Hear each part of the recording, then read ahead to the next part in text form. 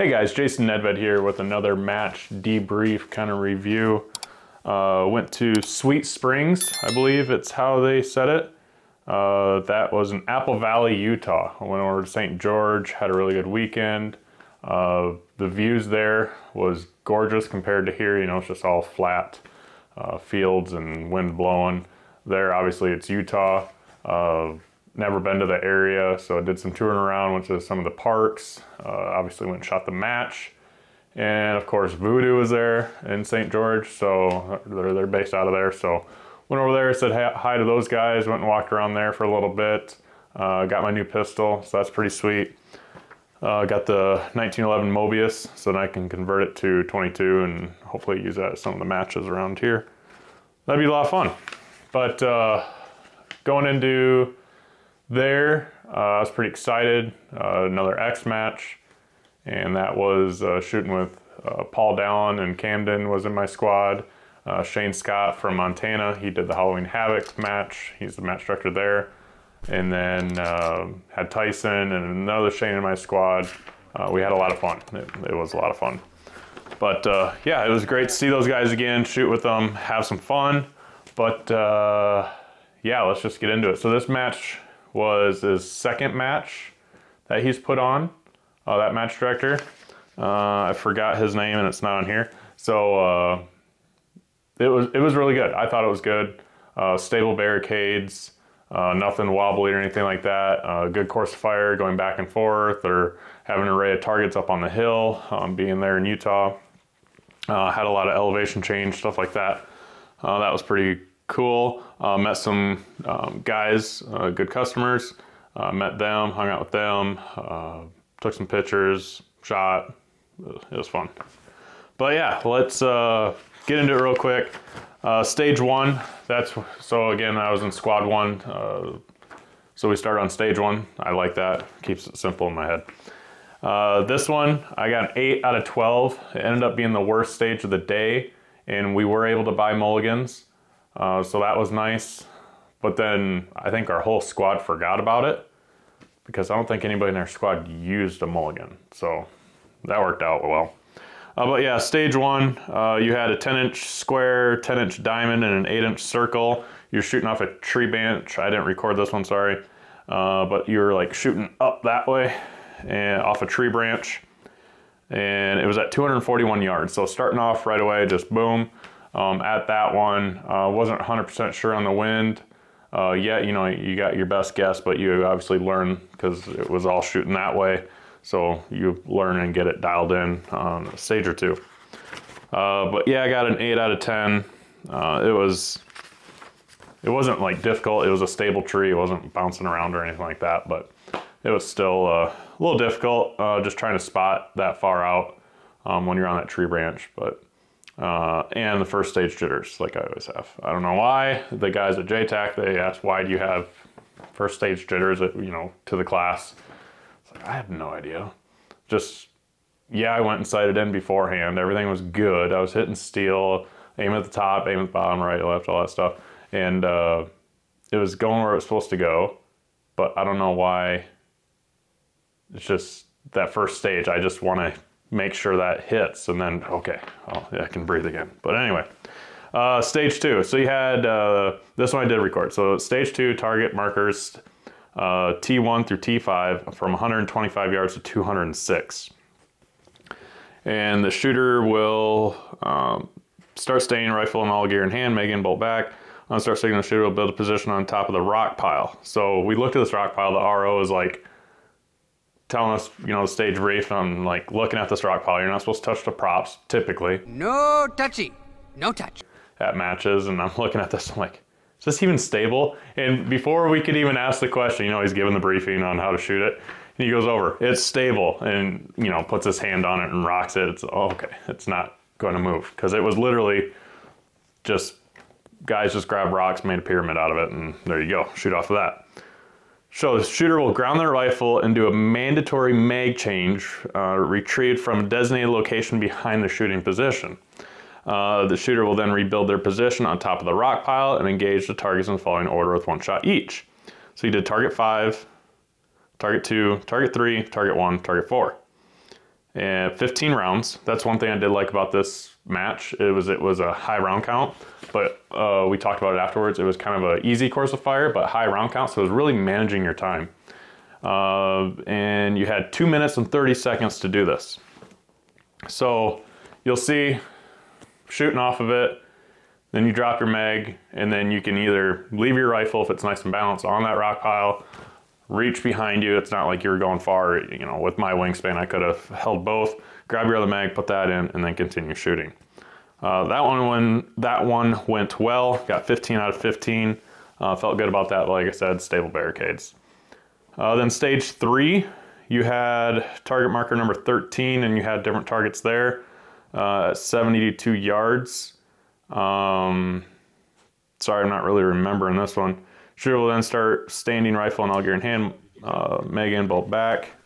Choose one of the 4 top positions on the tank trap and engage a 3-inch largest on the left hanger, and then 3 shots hit to move. So shooter will then transition to the next desired position, engage the 2.5, which is smallest on the left hanger. And the target with 3 shots hit to move on. Shooter will then transition to the next desired position and engage the 2-inch. So this one here, you'll see it was a weird position on the tank trap. For some reason, I was first shooter. I thought I couldn't reach over the center of the tank trap. So I went next to it. I'm like, oh, I'll just shoot right-handed, you know, just rest like this. But then my back was in it. I'm like, well, that ain't gonna work. So I tried to get behind it. Next thing you know, I'm sitting on the dang tank trap, but it worked. And then Camden, she's a little shorter than me, obviously, but she goes up to shoot it and she just leans over on that first one and does it just fine. I'm like, I feel like an idiot. But I did drop one there. No big deal, just one, left a little room. But for being first and going back and forth, it was not bad at all. So stage 4, you have T1, T2, 70 yards and 145. So you had to start on I believe it was a tree limb, and you had to shoot near twice, far twice. Then you'll transition to the lower marked tree limb and engage the following order: far twice, near twice, far twice. Then you'll transition to the back to the top of the tree limb in the following order: far twice, near twice, far twice, near twice. So you had 18 round count, so obviously a mag change there. 2 minutes, 30 seconds to get it done. And I got a 17 out of 18, went pretty well. This whole match went well, obviously, it went well. Then getting over to stage 5, like I said, I like the larger round counts on this, because even stage 5 here is another 15 rounder. Target marks are, you got T1 through T5, you got number 16 at 100, and then 17 at 35, so coming in, then 18 at 108, 19 at 97, and then 20 at 115. Shooter will start standing all gear in hand. Start signaling to build position on top of the barrel and engage the targets with 2 shots each in the following order. So that's when we had to pan far left and right. And we all talked about it, is do we use a bipod, you know, and swivel around like that, or do we just bag it? Well, I was not first, so I didn't have to be the dummy trying it. Buddy went and tried it. Well, everybody in my squad's Buddy, but he went and tried it with bipod, got up on it, had to get bipod or rear bag really high. He's like, nope, ditches the bipod and then puts his bag down, calls it good to go. The shooter will then shoot the course of fire in reverse order with only 1 shot. So you had to shoot number 16, 17, 18, 19, 20, and then do it in reverse order. So then you just went and double tapped it and then came back. So 15 out of 15, that one went well as well. Stage 6. So sponsored by Field Optics Research, thank you for that. We had to shoot, it was the most difficult stage because they had the tripod far out, so it had a lot of bounce in it. So you throw up your bag, and Paul and I were talking about this, and we considered doing like a fat bag behind it, and then that wasn't tall enough, so then we talked about doing 2 fat bags, because in our squad we had 2 of the fat bags. One was a bigger one, I don't know which brand it was, and then Camden had another one, and she had kind of a narrower, taller one type of deal. I don't know. But then it was like, oh shoot, do we use 2 fat bags, try to steady the bat? Because the guy in front of us, we can literally see it. He says really difficult. Even though you're shooting the target at 20 yards, 38, 73, 133, and 162, it was really difficult because you're just shooting little KYLs at those distances on a tripod that is spread out. So you're just bouncing, you can see it. One thing though, is if you miss, it's unlimited rounds, but if you miss, you have to go weak side or supported side. So Paul and I were talking about it, and it's like, I'm more comfortable just using tripod rear. Can we use tripod rear? RO didn't know at the time. So we called the match director over. Yeah, unlimited, no gear restrictions, go for it. Okay, cool. So you have to be on that tripod primary support. And then we use tripod rear, you know, just tuck it up in there. So Paul was just before me. I followed Paul all day, I think. And yeah, I'm pretty sure. And he went and shot, and then as he was shooting all these little targets and then hoping you don't miss because then you got to go weak side, he's using tripod rear. He then says, ooh, or as he was shooting, and you know, he's just taking his time. You got 2 minutes, 45 seconds and max rounds, and you have unlimited rounds, and you got 15 points possible. And so he's shooting and just taking his time. He ends up cleaning it, which is really good because a lot of guys, there were some guys that took, what, 3-4 shots at the first one at 20 yards. That's 1/4 inch target, but at 20 yards and just struggling, right? And Paul goes and cleans it, never has to go weak side. Then I'm up and he's like, all right, think about it. You know, he's talking to me now. I was up there, I was shooting, and I'm like, oh, I've never practiced tripod rear weak side. I'm like, oh, that's a good point. So yeah, that was something. So I go up and shoot it, and I'm going, I'm like, okay, can't miss, can't miss. Well, I go and miss. And then I think I had to go weak side, and I bet I spent like 30 seconds trying to get weak side, hit this target with tripod rear, because tripod rear was super steady. It was, you just had to wait for it to settle, get settled here in the rear, and you're good to go. But it was difficult. I did get a 12 out of 150, or 12 NRL points, 12 out of 15. So I was really happy with that. Obviously 3 down on Paul, but I was happy with the 12 on that one. That was a difficult stage. And like I said, I forgot about the mulligan. I didn't even think about using the mulligan on that because there's a lot of room to have error for that, for sure. Stage 7, you have target markers near 158, and then you have a target array of target 1 was a 3-inch, target 2 was a 4-inch, and then target 3 was a 6-inch. Okay, this is the one stage we felt that was unfair, and it would have been a good match, or a good stage. It was a good match. It would have been a good stage with just the targets they had there, but just a different order instead of having luck involved, and you'll see what I mean. So far set 213 was number 4 was 8-inch, number 5 was a 10-inch, and then number 6 was a 12 by 16 at 213 yards. Well, in my backyard back there, excuse me, I can hit my 1-inch, you know, it's a KOL rack, but it's a 1-inch at 190, you know, so a 12 by 16, 20 yards further, 23 yards further, should be no problem, right? So what you had to do is your rifle started grounded, and you went up to this pie tin, rolled a die. Whatever that number was the number you had to shoot. So if you rolled number 2, you shot target 2, which was a 4-inch.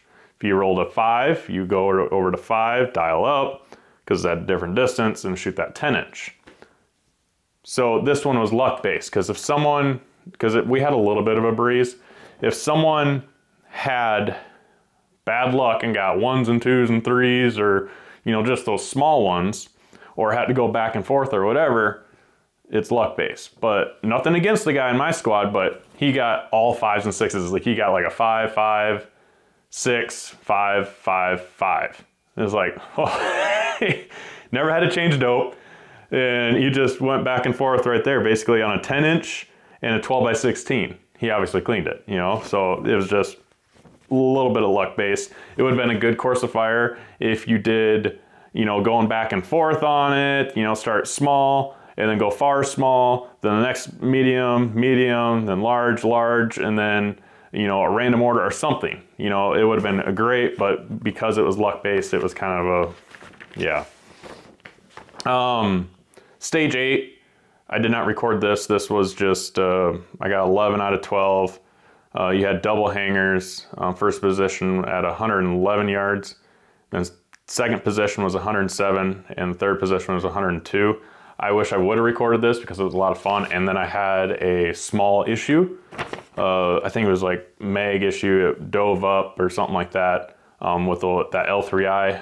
You guys seen the last video that I had some issues with it, got it adjusted, but this was the only stage. I don't know if I sat on the bag wrong or what, but just that first round didn't go. So it just, at least it was the first one, because then I could make up time running.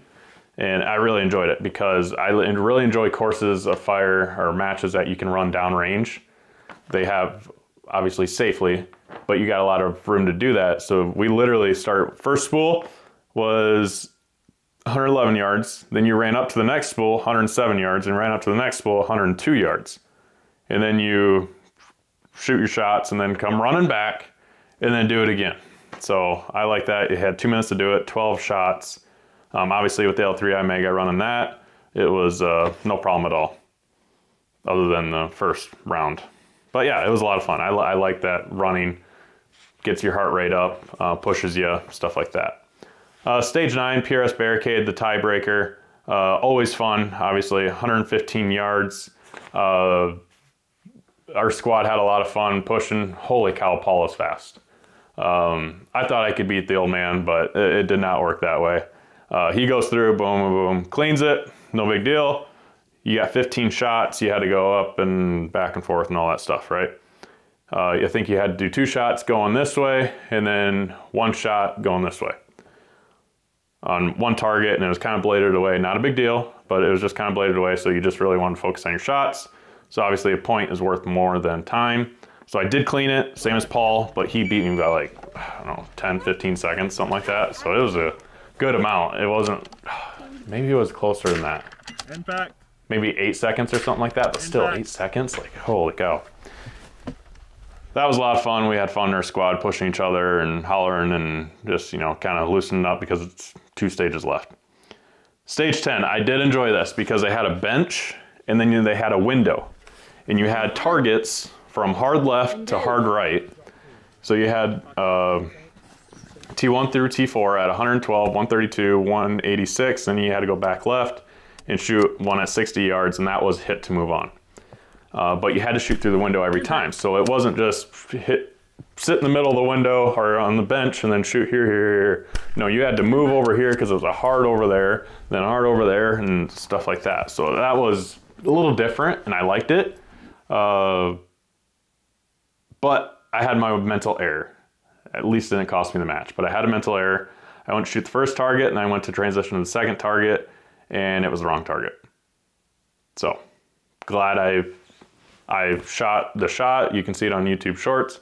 I shot my shot, and obviously they let me build a position. I go to shoot. I'm like, God, that looked low. You know, I see the little pill go way low. I'm like, the heck did I do there? And then I hear behind me, wrong target. Wrong target. Wrong target. Ah. Open up the bolt, go over, transition, and sent the rest. Got 13 out of 14 on that. So afterwards, talking with Paul, obviously that was who I was really gunning against. That was the goal, is to be able to keep up with him. So talking to him, I'm like, so Paul, you gonna tell me your score? Or you gonna make me wait till the end? He's like, well, no, we can add them up. And so he adds them up, and he goes like, I dropped 13. I'm like, whew. Well, I know we're on different levels when he counts that way. And I was like, oh yeah, I got 128. And he's like, oh, what's that mean? I'm like, I don't know. What's it out of? He's like, count the other way. I'm like, yeah, we're on different levels. We're counting that way. Like, you're counting how many you dropped, and I'm counting how many I hit. So after counting, I think he dropped 13. I dropped 12. So that felt really good. Then we just waited for the other teams to finish up. Boyd, he was 1 point less than Paul.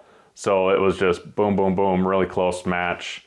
And we kind of talked about that afterwards. You know, that's a whole different video. But like, do you do easier matches to where it's really close? Or like Halloween viewpoints there, like 6 or 8 points.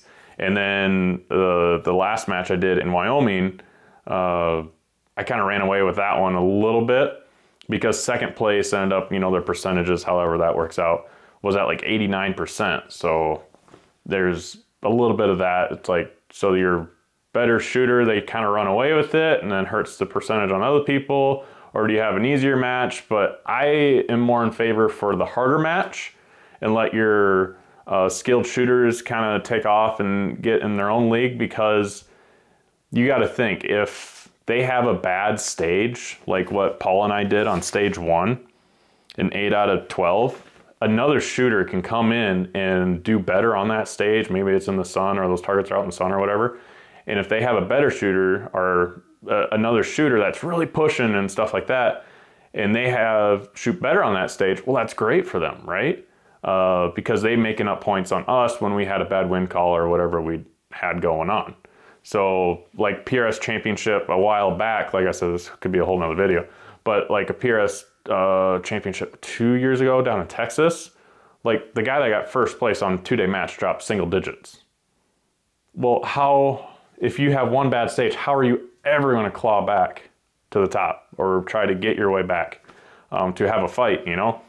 Or if you got screwed by the wind on one stage and you drop 4 on one stage, right? There's no way you can get yourself back. But on a more difficult course of fire, all it takes, you can have a bad stage where you drop 4 shots and then you just clean up the rest, or, you know, if your top shooters are dropping 1 or 2 points, well, you have a chance. You know, it's not just clean, clean, clean, clean, clean, and you don't have a chance to make your way back. But that's just my opinion. That's a whole nother video. Like, comment, stuff like that if you want to talk about that.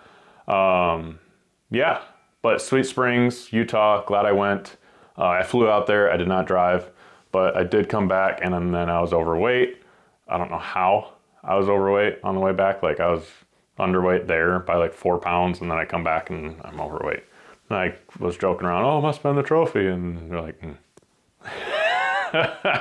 But anyway, yeah, that was a late night. Got home about 4 a.m. Flights were delayed. At least it was a delay and then another delay, instead of delay and then a 12-minute layover when they close the doors 15 minutes before you're supposed to take off. So at least that worked out. But anyway, rifle and everything made it, so not a big deal.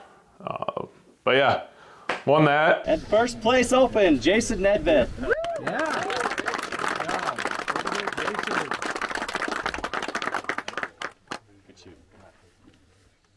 And the guy that got second place made it.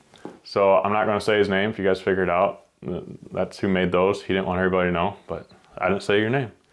But yeah, it's a pretty sweet trophy. Meant a lot. Flying all the way down there and then able to get a win. So I was excited. But yeah, that's NRL22X, Sweet Springs. I think that's how they said it. Sweet Springs, Utah. I really like the area and the weather. You know, it was 20 to 30 here in South Dakota, and it was 70s in the afternoon there, so that was really nice. But yeah, that was a good match. I enjoyed it. So yeah, we'll see you guys at the range. Take care.